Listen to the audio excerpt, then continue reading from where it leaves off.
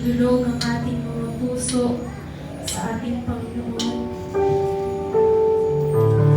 Ang puso namin idudulog sa iyo. Nagpapakumbaba ng susumamo.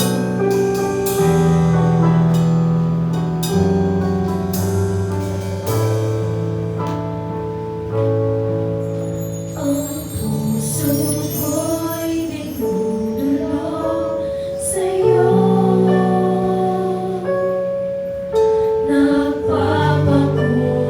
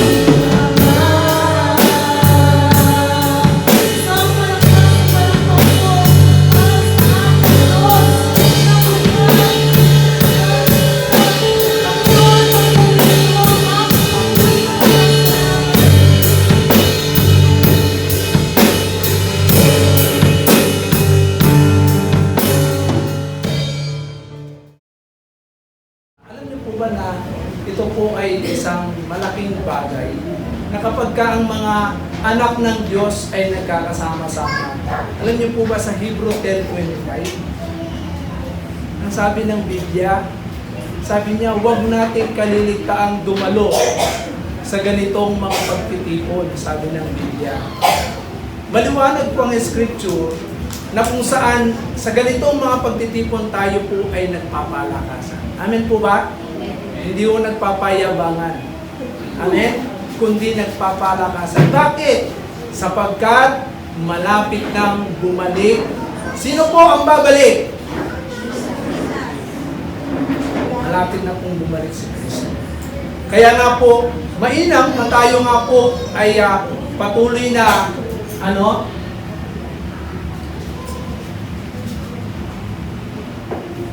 mainam na tayo po ay patuloy na nagkakaroon po ng tinatawag na pagpapaalalahanan sa isa't isa sapagkat tayo nga po ay tinawag ng Diyos para tayo po ay patuloy na maging pagpapala sa isa't isa. Amen po ba? So ngayong gabi ito ay hihanda po natin ang ating mga sarili at nais ko pong ibahagi sa atin ang salita ng Panginoon na pinamagatan ko pong manage your anger. Amen? Sabihin nyo sa katabi nyo, manage your anger. Okay? Kaya po ba natin i-manage yung anger natin? So makibukas po tayo sa aklat po ng Ephesians chapter 4, beginning verse 26 to 27. Ano po ang sabi diyan? Be angry, yet do not sin. Do not let the sun set while you are still angry. Verse 27, and do not give the devil an opportunity to work. Ang Diyos po ang bahalang magpala sa kanyang buhay at banal na salita. Sa gabi pong ito ay nais po ng Panginoon na tayo nga po ay patuloy na makalaya sa lahat ng galit sa ating mga puso. Marahil sa ating mga buhay ay meron po tayong mga tinatawag na nakaraan. Amen po ba? Mga past hurts. Yung mga nakaraang mga sakit na naranasan natin mula nung tayo bata pa. Naranasan natin yung mga pains na ito at patuloy na ito ay nagdudulot ng galit sa ating mga puso. Amen? Past hurts. Ano pa? May mga bagay na nakikita po tayo sa ating mga sarili na tayo po ay nagagalit dahil tayo nga po ay merong mga nakasanayan. Amen? Yung mga environment na pinanggalingan po natin. Ang mga environment na pinanggalingan po natin, puro magagalitin. Kaya tayo po magagalitin tayo. Amen? Meron mga ganyan. Yung pong environment napaka liwanag na kapag tayo po ay nagkaroon po ng tinatawag na mga kasama sa bahay na magagalitin. Sigurado yan. Lalaki ang bata na magagalitin. Adoption. Na-adapt po yan. Amen? Okay. So, tingnan po ninyo.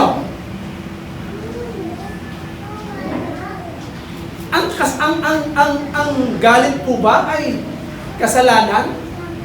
Mga kapatid, isa po sa mga 7 deadly sin ang anger. 7 deadly sin ang anger. Ang galit. Tingnan po ninyo yung number 1, pride. Pag ang tao ma-pride, sigurado, makasalanan. Ang taong ganit, makasalanan. Ang taong matakaw, makasalanan. Yung mga matatakaw. Amen? So, lahat po ng matakaw sa pagkain, matakaw sa matakaw sa tulog, matakaw sa puyat, yan. Lahat ng katakawan Pang-apat po ang anger. Ano po sinasabi diyan? Fury often marked for a desire of vengeance. Pagka ang isang tao ay meron tinatawag na anger, ay meron po siyang tinatawag na paghihiganti. Amen? Kaya nga yung mga nakaranas nung unang panahon, yung mga past hurts, di ba merong mga may mga tao nag-aral ng pulis. Pagka ako nakatapos ng pagpupulis, humanda ka. Amen? O kaya naman yung mga anak na talagang minaltrato ng mga mahal sa buhay. Minaltrato sila. Ano po yung doon? Makikita po natin, pag ako yumaman, may paghihigan.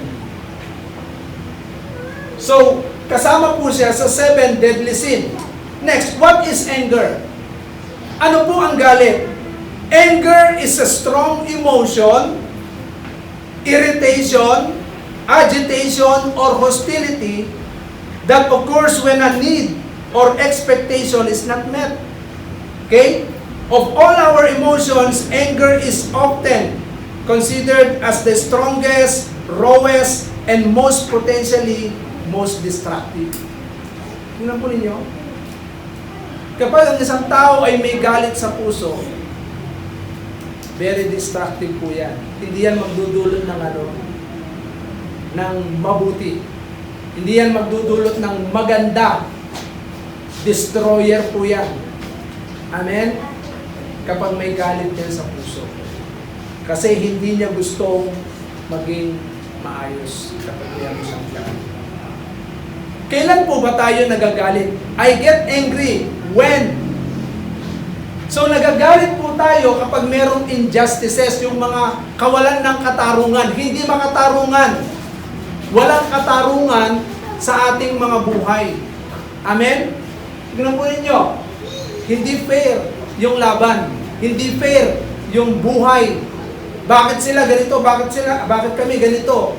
Unfair. Blaming.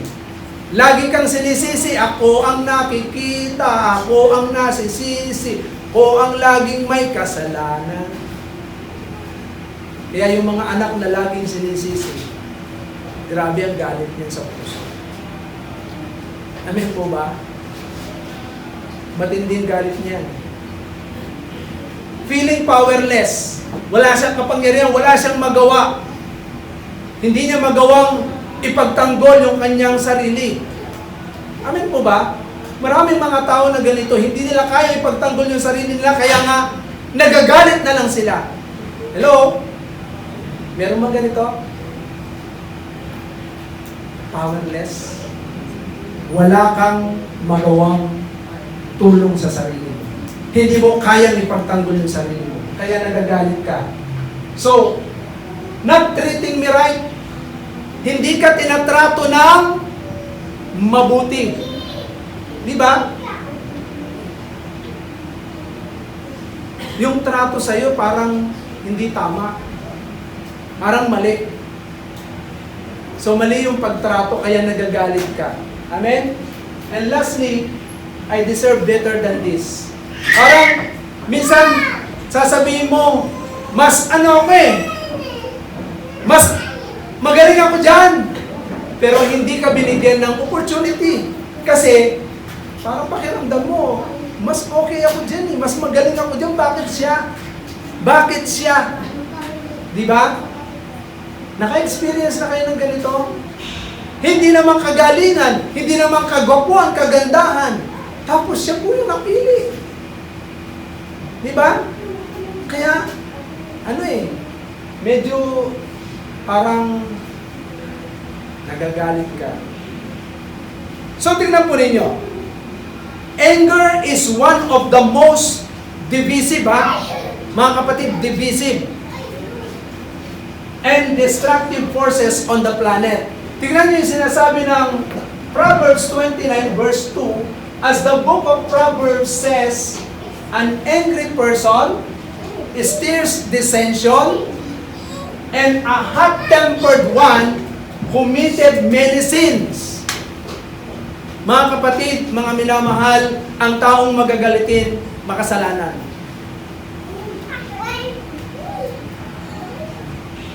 Hello? Makasalanan ng taong magagalitin. Bakit? Ayan o, maliwanag yan, sinasabi ng Biblia. Ang taong mainitin ang ulo, ang taong magagalitin, ay talagang nagkukumit ng maraming kaguluhan, nakakagawa ng maraming kaguluhan at maraming kasalanan. Amen po ba? Kaya po, tingnan po natin yung katotohanan. These are the facts. Anger is the fuel. Ano po yan? Langis o panggatong. Fuel of every conflict and even every war inflicts the deepest wounds. Kapag ka merong galit ang isang tao sa loob ng isang lugar, alam niyo po ba nagdudulot yan ng gulo? Nagdudulot yan ng kaguluhan. Kahit sa pamilya, pag merong galit yan sa puso. Even family. Pag merong tinatagong galit ang mga anak, magugulat ka, bigla na lang sumasambulat yan. Amen? Sumasambulat yung galit niyan. Kahit mga magulang, ganun din. Nagtitiis na lang, lagi na lang. Umaga, tanghali, gabi, nananahimik lang yan. Pero kapag yung galit na puno na yan, sigurado yan, sasambulat yan. Amen po ba? So, is the fuel of every conflict. Kaya merong kaguluhan eh. Merong away. Kasi merong galit sa puso. Amen? Okay? Next, anger is poison. Sabi po diyan.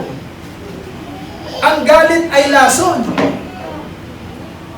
Amen? That spreads with astonishing power and speeds that can turn crowds to mobs. Alam niyo po ba lason na naggani, nagtutulak sa tao para magalit? Amen po ba? Lason siya. Na talagang kapag parang ano yan eh, parang yung, alam niyo ba yung yung cobra?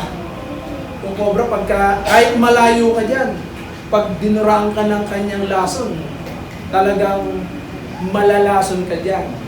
Ganutin po yan. Tingnan po ninyo, lason po ang galit. Amen? Lason. Next, anger eliminates love. Mga kapatid, kapag mayroong galit ng isang tao, nawawala yung pag-ibig sa puso. Amen? Nawawala yung kagalakan sa puso. Kasi bakit? Galit eh. Imbis na pag-ibig yung kanyang ipadama, galit yung kanyang inilalabas. Kaya tuloy, hindi niya maipadama yung pag-ibig. Kaya tingnan ninyo, eliminates love and happiness like no other influence that can destroy marriages and crushes the spirit of children. Kaya meron pong mga anak na nagre-rebelde. Malinaw po ang Biblia. Ang sabi po ng Biblia, sabi ni Paul sa Ephesians, sabi niya, sabi niya, huwag nating ibuyo ang ating mga anak sa pagkagalit. O kaya po, kapag ang mga magulang magagalitin, pero tandaan po ninyo, mamaya makikita po ninyo, meron bang tamang galit? Yes. Mamaya makikita natin. Pero ito muna po ang tignan po natin. It crushes the spirit of children. Yung mga bata. And even yung marriages. Kaya maraming wasak na pamilya dahil sa galit. Amen? Anger makes learning. Tingnan po ninyo, kapag ikaw ay galit, hindi ka matututo. Bakit? Isi-separate mo yung sarili mo eh. Ayan o.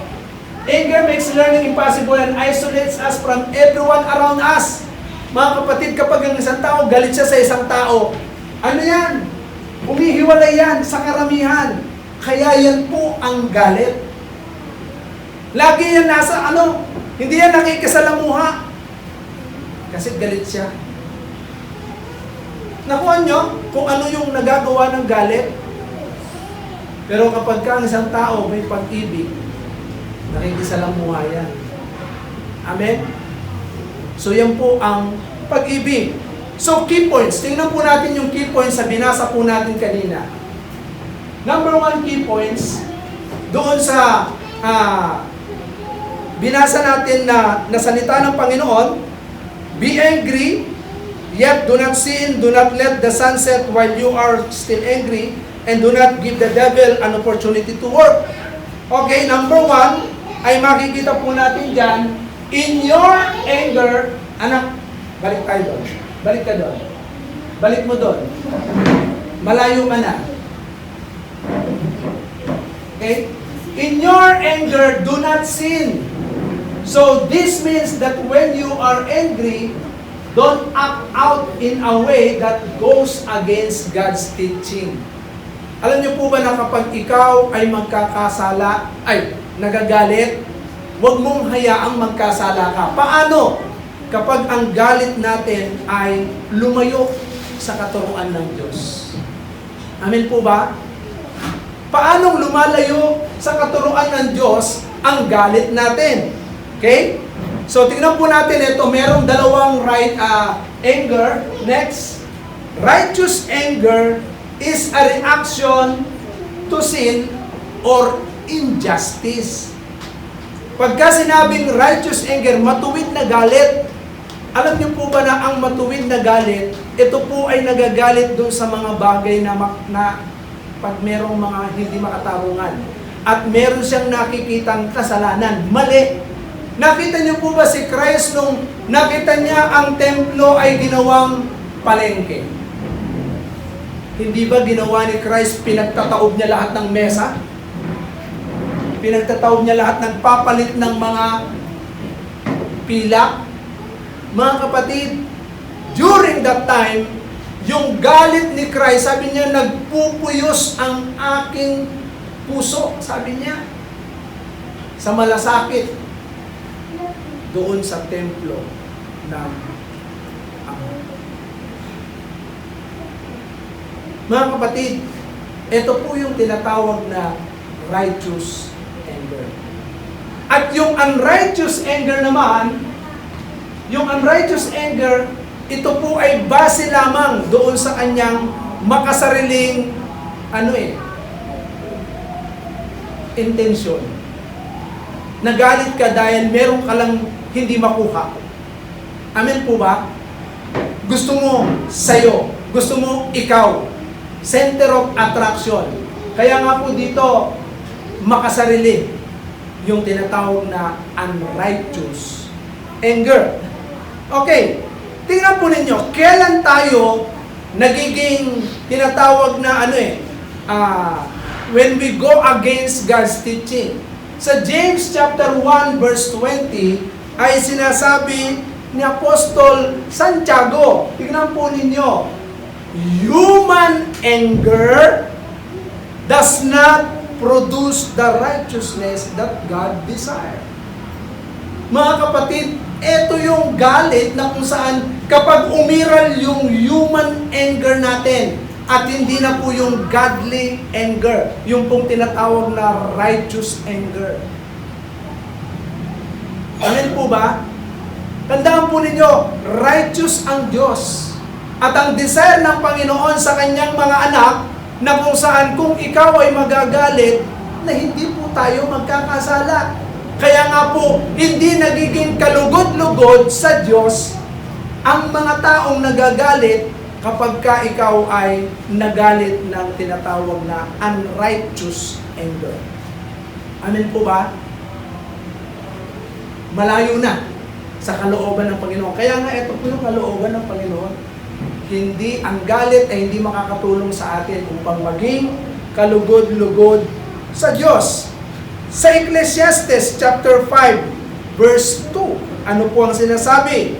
Do not be impulsive with your mouth, yung mabilis kang magsalita, nor be in a hurry to talk in God's presence. Tandaan po ninyo, sa presensya ng Panginoon, kapag ikaw ay padalos-dalos ng galit mo, tapos yung magsalita ka ng mga nakikita ng Diyos yan. Amen po ba? Sa harapan ng Panginoon, nakikita niya kung ano ang mga galit at salita na lumalabas sa bibig natin. Since God is in heaven and you're on earth, keep your speech short. Sabi nga nila, yung madaldal na tao, dahil galit ka, daldal ka ng daldal, ang dami mong nasabi, nakapagmura ka na, lahat, etc. So, ano pong mangyayari doon?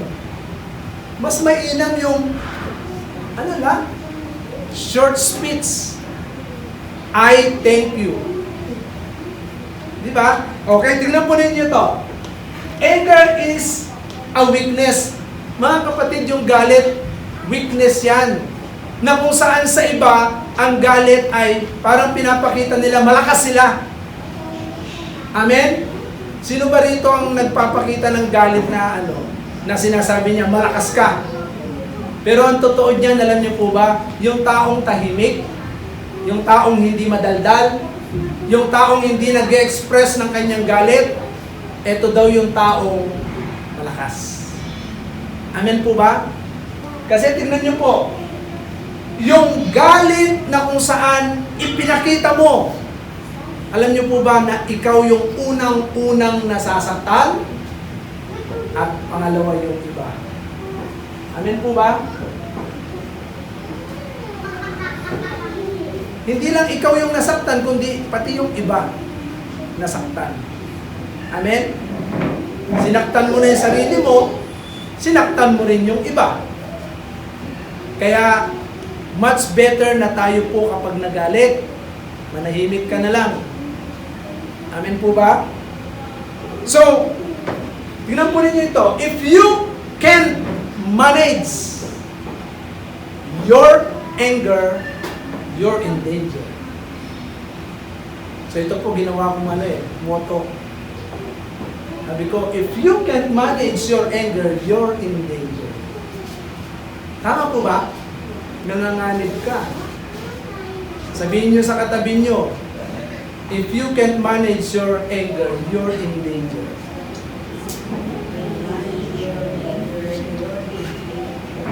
Iniksiyan ko lang. Pero ang totoo niyan, if you cannot manage your anger, you are in danger. Amen? You are in danger. And next, if you cannot manage your anger, you will damage a lot. Amen? Pag hindi mo na-manage yung galit mo, maraming madadamage. Tama po ba? Marami po bang nadadamage kapag hindi mo na-manage yung galit mo? Yes! Kaya nga po sabi ng ating apostol Paul, huwag tayong magagalit. Kaya yun po yung ating unang key points. Do not sin in your anger. Huwag tayong magagalit doon sa ating galit. At huwag tayong magkasala. Amen? Kung magalit ka, huwag kang magkakasala. Parang ang hirap, no? Nagalit ka nga. Paano kaya hindi magkasala? Di ba? So mamaya makikita natin kung paano tayo hindi magkakasala. Pero nakita natin kung ano ang naidudulot nito. Amen? Nasasaktan mo sarili mo, nasasaktan mo rin yung iba. Okay. Key points number 2. Do not let the sun go down when you are still angry. So, malinaw po yan. Huwag nating hayaan na lubugan ng araw, sabi po ng ni Apostol Pablo. This is a metaphor for not letting your anger linger overnight. Deal with it promptly. So, kung tayo po ay magagalit ng maliwanag pa, huwag mong hayaan na lubugan ng araw yan. Umabot ng gabi. Amen? Dapat mabilis mawala. Sino po rito yung mabilis mawala yung galit? Nagalit ka ngayon pero maya-maya wala na. Sino man po rito sa atin yung matagal magalit, pag nagalit ka, 1 taon. Pero meron din, hindi lang 1 taon, habang nabubuhay. Di ba? Hanggang sa hukay ko, hindi kita patatawarin. Diba? Napanood nyo na ba yung mga ganung palabas? Diba? Hanggang sa hukay. So, eto po. Tingnan po ninyo yung sinasabi rito sa verse 26. Sa Ephesians chapter 26, the Bible says, do not let the sun go down when you are still angry. Tingnan po ninyo yung parorgismos. Ito po yung ginamit ni Paul na salita diyan, yung galit. When you are still angry, personal irritation, irritable ka, exasperation, a hidden anger, meron kang tagong galit. Mga kapatid, huwag mong hayaan na yan ay manatili. Amen po ba? Huwag nating payagan na ang kasalanan yan ay manatili sa atin. Bakit? Kasi, alam niyo po ba, meron pong mga nangyayari sa ating mga pisikal na katawan. Tignan po ninyo kung ano yung nangyayari sa pisikal na katawan po natin. Kailangan po natin kalmahin yung sarili natin dyan. Kapag nagalit ka, ayan po. Di ba? Nararamdaman nyo ba kapag nagagalit kayo, sumasakit ang ulo nyo? Hello? Nararamdaman ba ninyo na yung pressure sa ulo, di ba? Nararamdaman din ba ninyo parang pagod na pagod ka? Nararamdaman din ba ninyo na talagang yung puso ninyo ang lakas ng pintig? Tug. Lumalapot din yung dugo niyan, kaya na-high blood kayo. Na-high blood tayo kapag nagagalit. Amen? O kaya nga po, kalmahin po natin yung sarili natin. Hello?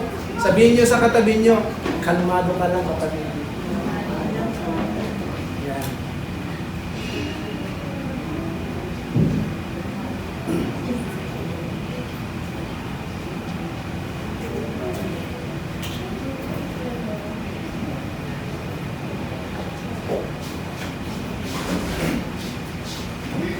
So, kailangan po natin kalmahin yung ating mga katawan. Upang hindi natin maramdaman yan. Minsan, nanginginig pa nga yung iba eh. Nakakaramdam ng panginginig. Talagang nasishake yung kanyang katawan. Kaya, kapag nagalit po tayo, hayaan po natin, kalma lang. Kalma. Kalmado lang. Okay? Proverbs 17 verse 27. Okay, ano po ang sabi rito? Whoever controls what he says is knowledgeable. Yung taong kaya niyang kontrolin yung kanyang sinasabi, maalam. Amen po ba? Anyone who has a calm spirit is a man of understanding. Kaya po mga kapatid, kapag tayo ay nagagalit, gumawa tayo ng mga bagay na magpapakalma sa atin. Ano yon? For example, huminga ka ng malalim. Hinga ng malalim. Inhale. Exhale. Inhale. Exhale. O kaya naman, humanap ka ng lugar na kung saan makikita mo yung kulay blue, kulay green, o kaya naman, tingnan mo yung mga, kung meron kang aquarium, tingnan mo yung mga isda na lumalamoy dun sa aquarium. Ganun-ganon nga sila, oh. Ang sarap tignan. Kasi bakit? Malaya silang lumalamoy dun sa aquarium. Kalmado lang sila habang tinitignan mo. So nakakalma tayo kapag tayo ay patuloy na gumagawa ng mga bagay na talagang pinapakalma natin yung ating mga sarili. At the same time, dati nung kami nag-aaway ni Mrs., pag nag-aaway kami niyan, ang ginagawa ko noon, lalabas ako, magdadrive ako, punta ako sa highway, dadrive ako niyan, tapos ikot ako, balik ako. Pagbalik ko, bumaba na yung galit. Minsan, dahil sa sobrang galit din ni Mrs., nag-away na naman kami ulit. Ako po kinuha lahat ng susi. Susi ng gate, susi ng bahay, nakalak yung gate. Susi ng ano. Hindi ako makalabas, pati susi ng sasakyan. Hindi ako makalabas. Hindi ko alam kung paano ko i-release yung galit ko. Kinuha ko yung map. Nag-map ako na nag-map. Naglinis ako ng bahay. So, na-release yung galit doon. Nalinis yung bahay. Diba? Kailangan kumuha tayo ng mga bagay na mag-aalis sa atin ng galit natin na hindi ka makakapinsala. Na hindi ka makakapagsalita ng kahit anumang salita. Amin po ba na masakit? Kaya, kalmahin natin yung mga sarili natin. Okay? Pangatlong key points. Do not give the devil a foothold. Huwag nating bigyang daan ang dyablo sa buhay natin kapag tayo po ay nagagalit. Mga kapatid, by holding on to anger, kapag ikaw ay nagpakulong sa galit mo at hindi ka nakalaya sa galit na yan, you are giving the enemy an opportunity to influence your thinking, to influence your heart, yung puso natin, para gawin yung masamang gawa. Yung aksyon. Ano po ba? Kaya nga dito mapapansin natin, malinaw ang sinasabi ni Paul. Ito yung pangatlong key points. Huwag mong hahayaan na ang dyablo ay patuloy na makapasok sa atin kapag ikaw ay nagalit. Hello? Kasi sigurado yan.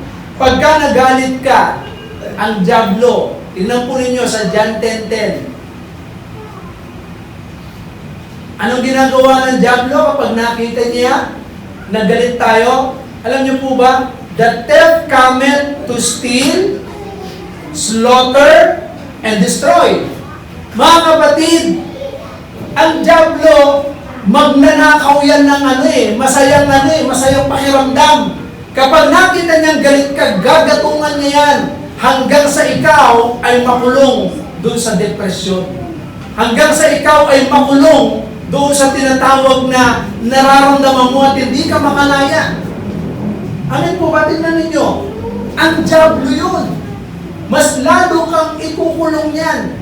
Kaya nga kapag mayroon tayong galit, mga kapatid, katulad kanina, di ba, do not let the sun go down. At ang dyablo naman ay nakatingin yan. Tingnan po ninyo, oh. Alam niyo po ba na katulad ng sinasabi ng Biblia sa Proverbs 14 verse 17, tingnan po ninyo, a quick-tempered person does foolish things, and the one who devises evil scheme is hated. Tandaan po ninyo, marami pong pinipinsala kapag ka nakita ng dyablo na tayo po ay nagagalit. At kapag hindi mo na-resolve yung galit sa puso mo, ito po yung presyo. Tingnan po ninyo yung presyo ng galit niyan. Ano yung presyo? Tingnan niyo yung presyo. It destroys relationship kapag hindi mo na-manage yung galit sa puso. Makakasira ka ng relasyon. Kaya maraming relasyon sa bahay, maraming relasyon na magkaibigan, maraming relasyon sa loob ng simbahan, maraming relasyon ng mag-asawa, ng anak, dahil sa galit. At ang dyablo ay patuloy na naglalagay ng mga alam niya. Amin po ba? Yung negative action, yung negative thoughts, pagka hindi natin hinayaan na ang ating galit ay nawala. Ito po, it destroys harmony at work, even the church, katulad na sabi ko kanina, it destroys our health, yung health natin. Mga kapatid, tayo rin ang maapektuhan yan. Causes irrational thinking, hindi na magiging tama yung pag-iisip natin. Amen? Kung ano-ano na iniisip natin. Kasi bakit? Ang dyablo, oh, sige, magalit ka, sige. Oh. Undermines mental and emotional well-being. Mga kapatid, makikita natin dito. Hindi mo na titingnan kung ano yung nararamdaman mo. Kasi bakit? Kinubkob na ng diablo yung isip at puso natin para lumawa ng masama. Kaya nga yun po yung yung presyo ng galit. Kapag hindi po tayo naging aware dyan, mga kapatid, tiyak, ang diablo, nanakawan tayo ng kaligayahan. Ang diablo, sisirain niya yung relasyon natin. Una, relasyon sa Diyos. Pangalawa, relasyon natin sa tao. Pag meron tayong galit. Yan ang gusto ng diablo. Amen po ba? Amen po ba? At ano po yung sinasabi po ng Biblia para po ma-overcome natin si Satan? Sabi po ng 1 Peter chapter 5 verse 8, be alert. Maging alerto po tayo. Tandaan ninyo kapag nagalit ka, yung puso natin, agad-agad yan. Uy, bakit ako nagagalit? Uy, bakit ako daldal ng daldal? Kalmahin mo sarili mo. Sabi ko nga kanina, calm your body. Kasi kapag hindi mo pinakalma, ikaw din naman ang sisirain yan at makakasira ka rin ng iba. So ngayon, dahil ang diablo nakatingin siya, sususugan niya yan. Kaya sa atin, maging alerto tayo. Sabi po rito, be clear-minded. Dapat malinaw ang pag-iisip natin, hindi yan madirimlan. Amen? Kaya nga minsan yung iba dahil sa sobrang galit nila, sinasabi na, nagdilim yung paningin ko eh. Nagdilim yung pag-iisip ko, kaya ako nagawa yun eh. Hello? Huwag mong hayaan na dumilim ang isip mo. Kasi bakit? Kinubkob na ng diablo eh. Amen?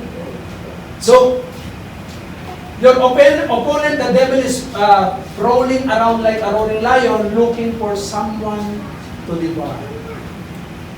Kaya maging alerto tayo. Kapag ikaw nagalit ka, paliwanag mo kung ano yung galit mo. At pagkatapos mong pinaliwanag yung galit mo, tapos. Amen? Huwag mo nang hayaan na yung galit mo na yon, lilipas pa yung araw, lilipas pa yung ilang linggo, lilipas pa yung buwan, lilipas pa yung taon, nandun pa rin yung galit mo. Dapat kapag natapos na ipaliwanag mo na yan, tapos. Amen? Kasi ang diablo, parang leong umaatungal yan. Next, Ephesians chapter 6 verse 11. Be firm. Kailangan tayong maging firm, maging matatag, maging matibay. Paano yun?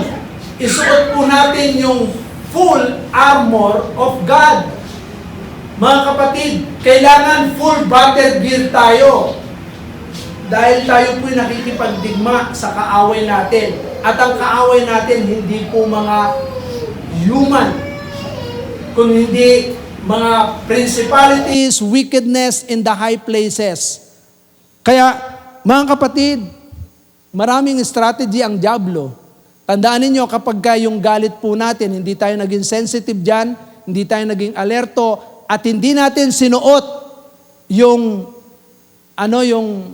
battle gear na dapat po nating isuot para tayo ay manatiling matibay, matatag, unshakable.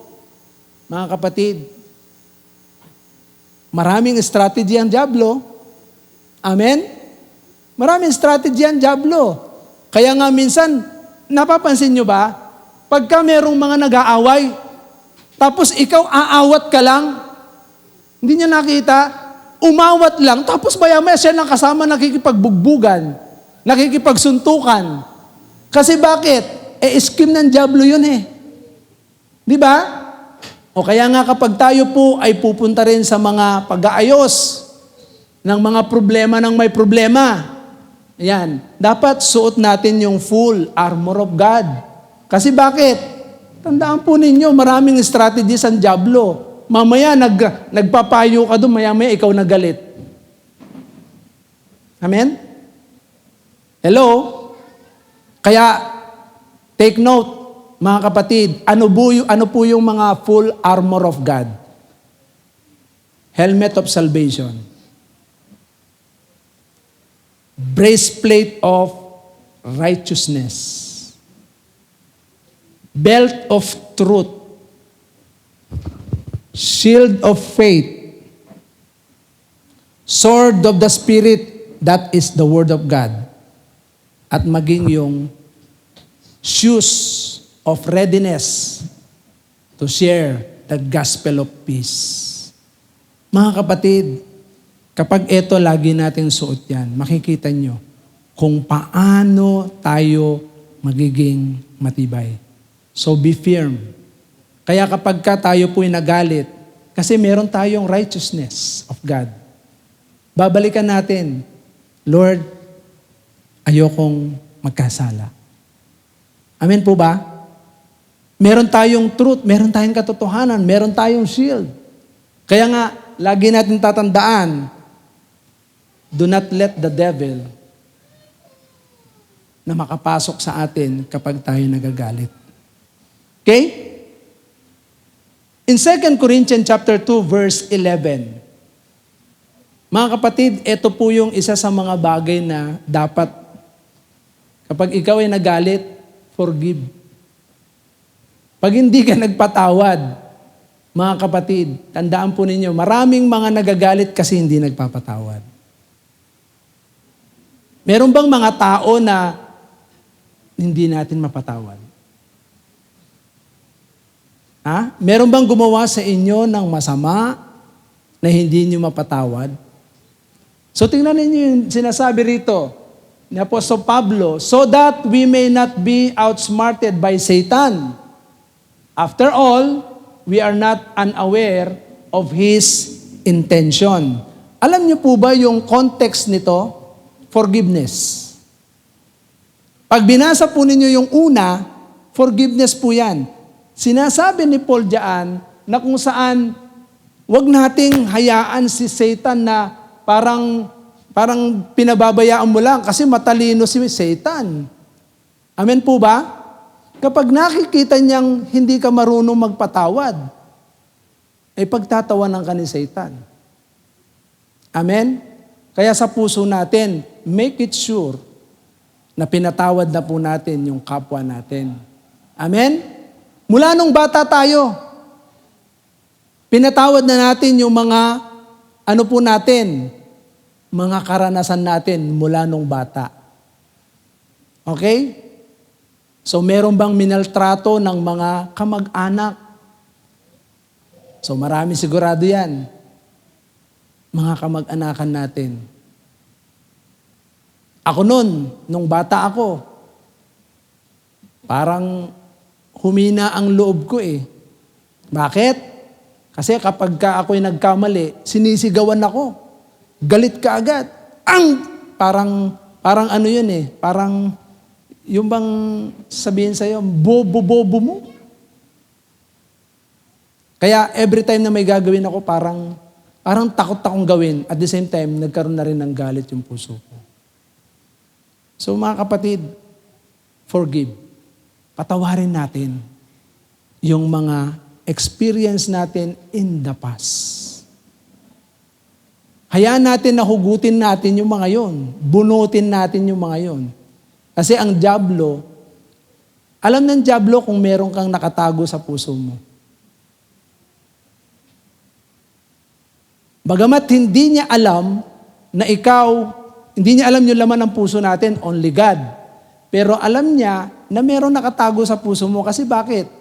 Ang daming nakapaligid na mga na mga demonyo, mga alipores niya.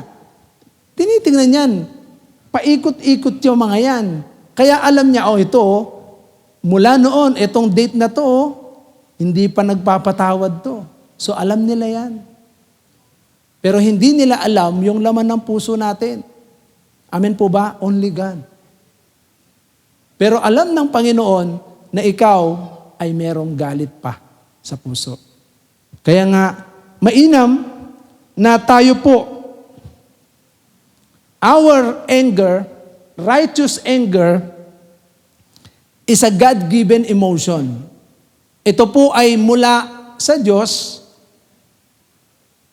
na kung saan, let us process it biblically. Paano natin ipoproseso yung galit na ito? Biblically. So James chapter 1 verse 19, tignan po ninyo. Ano po yung sinabi ni Santiago? James chapter 1 verse 19, you must understand this, my dear brothers, my dear sisters.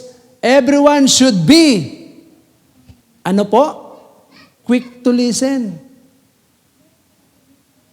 Slow to speak.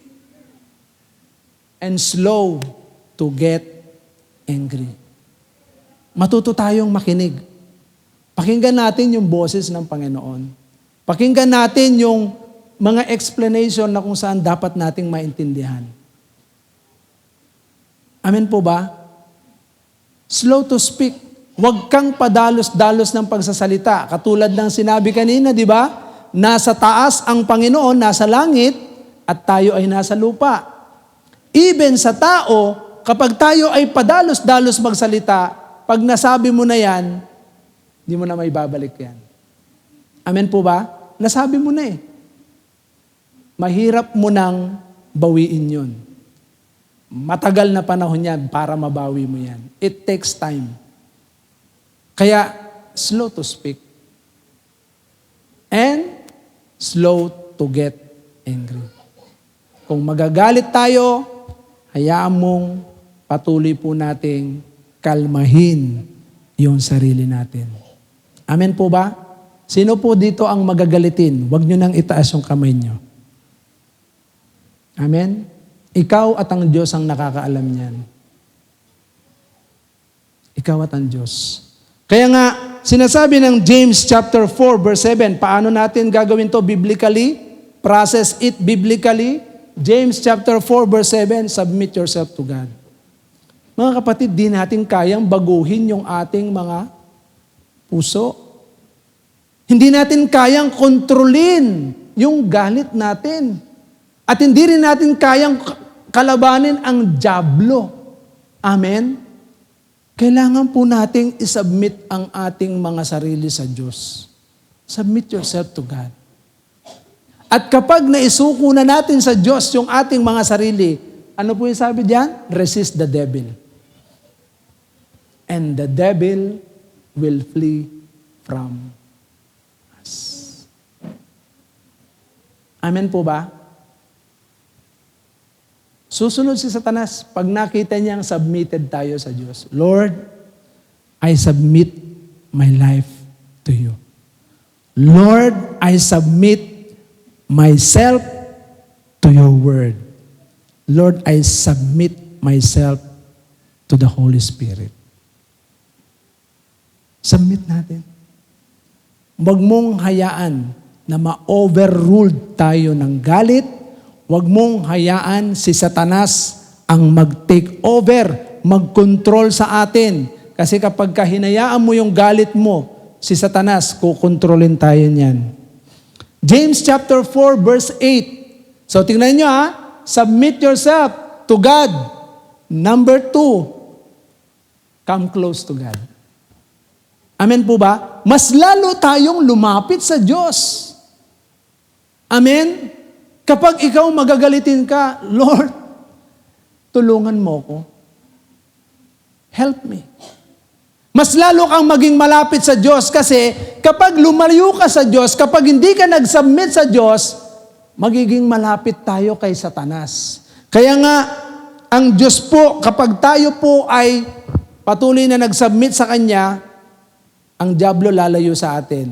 Pag tayo ay lalong naging malapit sa Panginoon, paano? Yung ating puso, yung ating mga kamay, lahat ng ginagawa nito, kung ito ay nananakit, hello, pakinggan niyo po ako, itong mga kamay na to, nananakit po ba yan? Nananapak, nananampal, nangungurot, namamalo ng wala sa tama. Ito bang mga bibig natin, nagsasalita ba yan ng ng mga mura, nagsasalita ba yan ng kung ano-anong mga sumpa? Mga kapatid, linisin natin. Amen? Yung puso natin, nagkikimkim ka ba ng galit? Mga kapatid, kapag tayo ay lumapit sa Panginoon, sabi ng 1 John 1:9, ang context po ng 1 John 1:9 ay context para sa mga believers po ito. Isinulat ni John Mark ang 1 John para sa mga believers. Kaya nga tayo, kapag tayo ay lumapit sa Panginoon, makakaasa tayo. Ang Diyos ay banal at tapat na magpapatawad sa atin. Amen po ba? Kaya nga, let us come close. Come close to God and He will come close to you. Cleanse your hands, you sinners, and purify your heart, you double-minded. Hayaan po natin patuloy tayong lumapit sa ating Panginoon. Let us confess our sin. Amen? So ito po yung magagawa po natin para tayo po ay patuloy na ma-overcome natin yung galit sa ating mga puso. Kapag tayo po ay napatuloy na nag-submit sa Diyos, tayo ay laging lumapit sa Kanya. Amen? Tignan ninyo, makakalaya po tayo. Amen? Yung ating mga puso, yung ating mga mukha, magliliwanag yan na parang liwanag. Kasi ang Diyos po, kapag siya po ay nanahan sa atin, itong ating mga buhay ay templo niya. Kaya kapag tayo ay nagsuko ng buhay sa Kanya, tayo ay lumapit sa Kanya, makikita niyo po, malilinis yan. Amen? Malilinis din yung ating kaisipan. Kaya nga, mauunawaan mo yung mga taong gumawa sa iyo ng mali. Mauunawaan mo yung mga taong gumawa ng pagkakasala. So, magiging mapagmahal tayo. Amen? Magpapatawad tayo. Patuloy tayong magpapakita ng magandang bagay. Hindi ka maghihiganti. Kaya yung tao na merong righteous anger, ito yung taong nag-submit sa Diyos. Sa kalooban niya, sa kanyang salita, at yung taong laging lumalapit sa Diyos. Nagpapakumbaba. Humihingi ng tawad. Kasi, araw-araw yan. Nagkakaroon tayo ng galit, di ba? Sino rito hindi nagagalit? Taas ang kamay. Sinungaling ka kapag sinabi mong hindi ka nagagalit. Oh? Minu-minuto yan. Kada minuto yan, kapag meron kang kasama, magagalit ka talaga. Amen? So, paano natin maano yan? Simple lang. Process it biblically. Ano yun? Submit yourself to God. Come near to God. Tiyak, ma-overcome natin yung ating galit. Amen? Learn to let go. Okay? Learn to let go and let God. Okay? Sabihin niyo sa katabi niyo, learn to let go and let God. Hayaan niyo, matutunan po pag-let go. Magpatawad ka na, alisin mo na yung galit mo sa puso, at hayaan mong ang Diyos ang patuloy na maghari sa atin. Amen po ba? So sa gabing ito, tayong lahat ay tumayo at patuloy po tayong lumapit sa ating Panginoon.